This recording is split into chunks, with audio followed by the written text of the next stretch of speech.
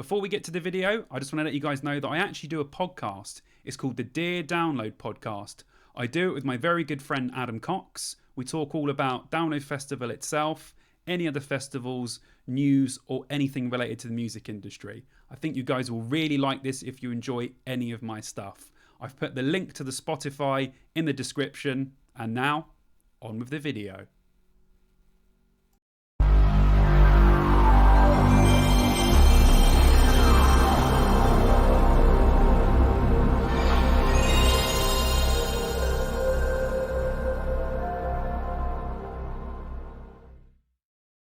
What's up, dudes? Simon back with another video. I'm going to do an Iron Maiden special. Just a little bit about my love for Maiden. Obviously, they're playing Download 2022, so I'm going to do this with sort of all the bands that I'm looking forward to. Maiden, one of the first bands I got into to get me into sort of metal and real alternative music. So I've loved them for a long, long time. So I'm going to do a top 10 albums as well. Obviously, all the bands we go through, they won't have albums necessarily, so I might do songs or something. There'd be way too many Iron Maiden songs that I like, so I'm going to do a top 10 albums instead. But yeah, this is the first one of this little collection I'm going to do leading up to Download. So yes, this is what I think of Iron Maiden. So initially, weirdly, I actually got into Iron Maiden from a live album. Like years, I can't even remember what year it was. It was a long, long time ago. But I got handed Live After Death on tape. That's how fucking old I am. And I listened to it. CDs were being made. I'm not that old.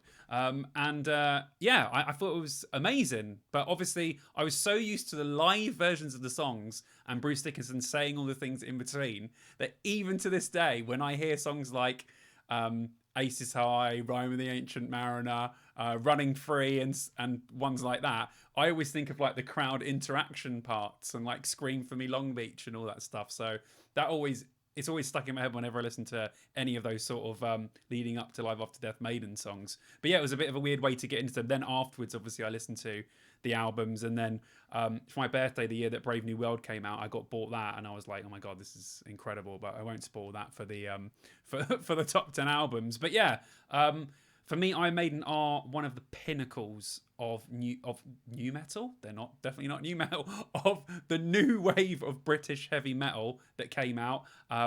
They're almost like the kings of it. They are an absolutely legendary band. I mean, they've had songs in the charts. They've played festivals to, God knows, countless millions of people. They're beloved by, well, across the metal world. I'm pretty sure that at least everyone likes one Maiden song. Maybe they don't like all of them. And it's strange because I know they've played Download Festival a lot, and I understand that. But if you look across the years, it's not actually as much as everyone says it is. It's like every 4 or 5 years. So there is like a big gap in between. But I can see why people that aren't necessarily into the older metal stuff are saying like, oh, I'm fed up of Maiden playing every year. I can see why they say that. It's not actually true. And sometimes it does annoy me, but I'm like, okay, just allow it. But yeah, I think Maiden are falling into that weird thing now, like Kiss, who we'll talk about in another episode, and other bands where people aren't listening to Maiden, but they're like, oh no, I don't like Iron Maiden. And I'm like, have you listened to Iron Maiden before? Do you even know? Do you even know what they even sound like? I feel like, I don't know what it is, but there's a lot of that on their download pages. But I won't get too negative anyway, sorry. Yeah, I'll get off that. That's one of my annoyances, shall we say, about the download Facebook groups. But I go into that on the Dear Download podcast. You guys can go listen to that in more detail. But yeah, so I consider Maiden to be, a pinnacle. They're up there with, Metallica for me, and Maiden are like probably more of a Maiden fan. Love Metallica as well so much, but they're always fighting it out for, like, in my eyes, the greatest two metal bands. But yeah, that's really how I feel about Maiden. I can't wait to see them live at Download.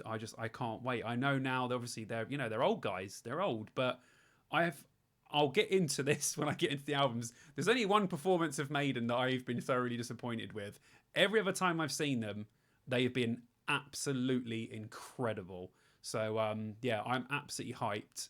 But anyway, I'll get into my top 10 Maiden albums, and I'll tell you why I had a very bad live experience and why it's my worst album. So yeah, let's get into it. The reason why you probably clicked on the video, my top 10 Maiden albums. Starting from number 10, but first of all, we're going to do my least favourite Iron Maiden album, which is not included in the 10 at all. There's obviously others that are okay that didn't make the cut, but this one is my pet hate Maiden album for one reason. Here it is. Hi, this is future Simon, because I, for some reason, didn't record the bit about what was the least favourite Maiden album, why I didn't like it. So my least favourite Maiden album is Book of Souls. Purely because I watched Iron Maiden play the Book of Souls in 2016 at Download, and it was the most boring thing I've ever watched. I actually walked away from an Iron Maiden show. That's how bored I was. So it's equally made me hate the album and hate the show, and yeah, I just really don't like it. So apologies. Back to a little while ago, Simon, which is actually in the video. Bye. Number 10 is 2003's. I'm not going to say the year every time. I just remember it's 2003. 2003's Dance of Death. First of all, first thing to say about this album, because covers with Iron Maiden is a big thing. They normally have very good covers, even if the album isn't that great. By far the worst Maiden cover. Without a shadow of a doubt. Google it, or I'm putting it there or there. I'm not sure when I edit the video where I'm going to stick it. But yeah, by far the worst. It was terrible then. It's still terrible now. And unfortunately, it lets it down because it really does have some great songs. What's on this one? Wildest Dreams, Rainmaker, No More Lies, Dance of Death itself. Some really good songs. And this was a great time for Maiden. I saw them live on this tour with Funeral for a Friend at Earl's Court. It was a sick gig as well. They were just absolutely incredible. So yeah, Wildest Dreams. No, that's not the name of it. Dance of Death. Dance of Death is my 10th favourite Maiden album. Wonder what will be next. Okay, number 9 is Killers. Not what you would consider to be an album full of hits these days. Probably the only song that any sort of random person who stumbles across Maiden songs would know is Wrathchild. The rest of them, you know, not a big hit album for Maiden, but just a really solid album. Great vocals, obviously, before Bruce Dickinson joined the band. I think it's the album before Bruce Dickinson joined the band. Fantastic vocals, great drums, great guitars. Just you could just see where they were heading. And then obviously once they went to the next one, the band went through the stratosphere. So yeah, really good album. My number 9, Killers. Okay, number 8 is Iron Maiden. Iron Maiden. Again, a fantastic place to start. You could literally start at the beginning, right at the very first Maiden album, and you could kind of see what sort of trajectory they were on after that. I mean, it's got Running Free and Iron Maiden, the song, which became one of my favourite Maiden songs, especially as a kid. So yeah, like I said, you could go right back to the beginning and just start Maiden right from the beginning, and you can hear how just fantastic they were going to be. And I think that's why I really like this album. It's such a sort of a sort of peer into the future to see like where they were going to go and how massive they were going to become. So yes, Iron Maiden. Number 7 is Somewhere in Time. I got into this album really late. It's probably the last Iron Maiden album I got into last, if that makes sense. Like, this was one I always skipped, or I just listened to Wasted Years, and I thought, it's not that great. Then, like, in like 2013 or 14, I listened to it again. I remember really weirdly, actually vividly, I was in the shower and I was like, you know, I'm just going to stick this on because it would just give me a chance to like listen to the first few songs. It's amazing. It's so good. Like, Caught Somewhere in Time is one of the best beginning songs on a Maiden album. It's absolutely amazing. It's incredible. And Wasted Years is easily one of my favourite Maiden songs. So good. Actually, there's a really good DevilDriver cover version of it with obviously Dez's sort of harsh vocals. Check that out if you can. It was on like a Kerrang CD back in the day, and I'm always reminded of it whenever I listen to obviously the original, the Maiden version. But yeah, I won't babble on too long about this. Number 7 is Somewhere in Time. Okay, number 6 is Fear of the Dark, an absolutely incredible album in my opinion. Bruce Dickinson's vocals are like top notch on this. I know this is the album before he left, before Blaze Bayley took over. Talking of Blaze Bayley, I'll give you a quick spoiler. There's no Blaze Bayley albums in the top 5. So if you're expecting any X Factor or Virtual Eye to be in there, they're definitely not. But yes, overall, an amazing album. Also has what I consider to be the most underrated Maiden song. So the second most underrated Maiden song is Virus, which was a Blaze Bayley one, which didn't get on an album. If you can seek that out, it's amazing. It's got one of the worst music videos I've ever seen, but the song is incredible. Harmonies at the end, just brilliant. But the most underrated Maiden song, easily, is Wasting Love. It's top 5 for me, and hardly anyone that I know of has heard it. Every time I play it to someone, they're like, this is incredible. I'm like, I know. How is this not one of the most known Maiden songs? But this album overall is just incredible. Afraid to Shoot Strangers, From Here to Eternity, Be Quick or Be Dead, Fear of the Dark, which ended up being one of the biggest Maiden songs, especially live. It's just a fantastic album. If you're a big Maiden person, go back and listen to it again, because I think a lot of people have forgotten how unreal this album is. So yeah, that's my number 6, Fear of the Dark. Okay, my number 5 is Peace of Mind. Kind of weird that I've got Peace of Mind and Fear of the Dark next to each other. They chop and change every now and then. I could easily swap 5 and 6 around, because I think they're both sort of underrated Maiden albums. Obviously, this has The Trooper on it, which is by far one of the biggest Maiden songs, most popular anyway. But yeah, I feel like these two are quite interchangeable. They're just really solid all the way through. Again, fantastic vocals. I've heard that this wasn't that well received at the time. I'm not sure if that's true. I remember reading something about it, about at the time people were a bit like, it's not great. But it had The Trooper on it, so they were like, fine. But it also has one of my other sort of underrated Maiden songs, which is Revelations. Another one, like I said before, that was on the Live After Death album. So I always kind of just sort of hover towards those ones more than the other ones. But yeah, again, really, really solid Maiden album. And now we're getting into the good stuff. But yes, my number 5 is Peace of Mind. My hair is at that annoying phase. I'm trying to grow it out again. And you go like that and it forms a mushroom head. Yeah, sorry. My number 4 album is Power Slave. Another like giant Maiden album. Aces High, 2 Minutes to Midnight, the song Power Slave. It's just a tour de force of amazing Maiden content. You can just listen to it and just go, that's a really, really solid album. I can see why it had so many hits on it, especially live. You can imagine them just playing this album live start to finish.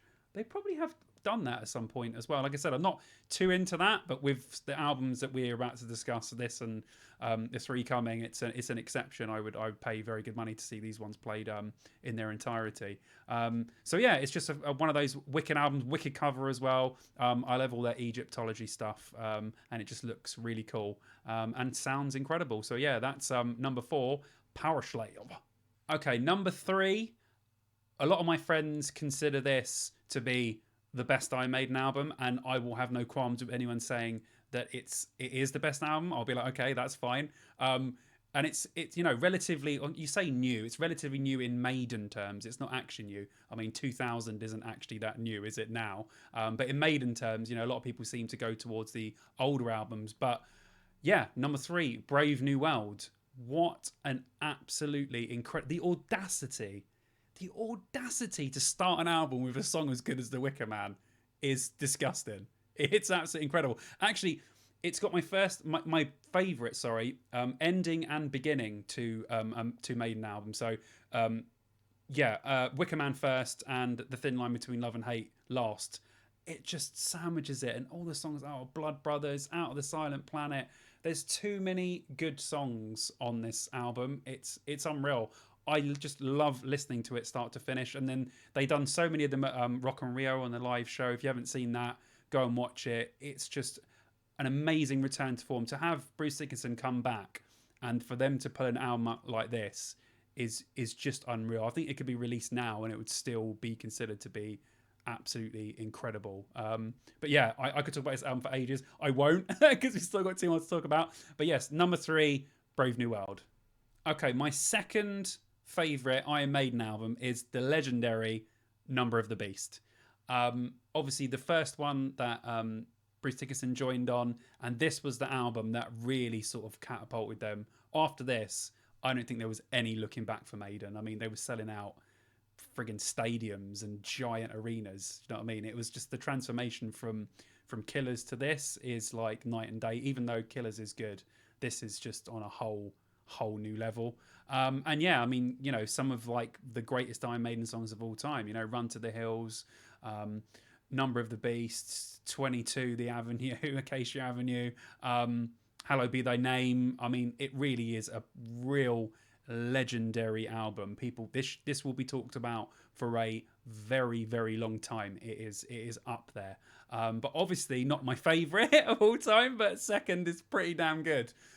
So let's see, out of all the awesome Maiden fans watching, if you can try and guess which album I haven't said yet, which is a great Maiden album, which is number one, which is Seventh Son of a Seventh Son. Not one to say if you've got a lisp. Luckily, I don't. Yeah, Seventh Son and Seventh Son, absolutely incredible. I mean, just an amazing album, start to finish. I had it on tape when I was a kid. It's got a fantastic cover, brilliant songs. I watched Maiden play it from start to finish in 2013, and I was absolutely buzzing for it. I was like, I can't believe Maiden are playing my favourite album all the way through. Yeah, it's unreal. It really is. Every time I listen to it, you know, you just get some albums, I'm just go, how did they make this? It's like, I get the same thing when I listen to Hybrid Theory, Linkin Park. I listen to it and I think, how is it even possible, especially being a musician, how people can make these things? And like the whole last 5 Iron Maiden albums that I've just said, you could put any of those in that category. This is why I consider them to be such an incredible band and such an important part of metal and alternative music in general, and especially British music. Massive influence, and so many people all over the world, but especially here in the UK, like, just being one of the biggest bands and being able to say, you know what I mean, we have Iron Maiden is a pretty big thing to say. We are very lucky and considered to be so by a lot of countries. So yeah, there you go. That's my top 10 favourite Maiden albums. I would love to hear what you guys think. I'm sure people's albums vary very differently. On the Dear Download podcast, me and Adam done our Maiden special, and our comparison of top 10 albums, they were very different. There were albums in his quite high up that didn't even make it into my top 10. So it's interesting to hear how people sort of get on with certain Maiden albums, because they've got a great back catalogue in general, so it's quite easy to put like the top 5 in any order and just go, that's how I'm feeling this year. They're at that level for me. But yeah, thank you very much for watching, guys. I'm going to do another one. It'll be Biffy or Kiss next. I'm going to do the headliners first, and then I'll move down and right to the bottom. I think I'm going to go right down to the fourth stage. There's some bands in there I definitely want to see. So yeah, thank you very much for watching. Please subscribe if you haven't. That would be massive and help me out a lot. The more subscribers I get, the more views I get on videos, and sort of the more coverage I get across the platforms. So that would be amazing. But yes, thank you very much for watching, and I shall see you dudes in the next video.